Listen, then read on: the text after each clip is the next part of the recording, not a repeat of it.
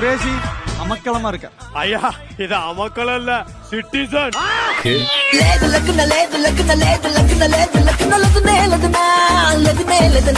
உனக்கும் என்ன பிடிக்கல? நான் எப்ப சொன்ன கால பாரு, நான் சொல்லல.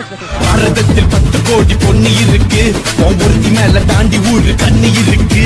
மனசு வலிச்சிருச்சு, என்ன பண்றது? சரக்கு அடிக்கலாம் யோசிச்சா.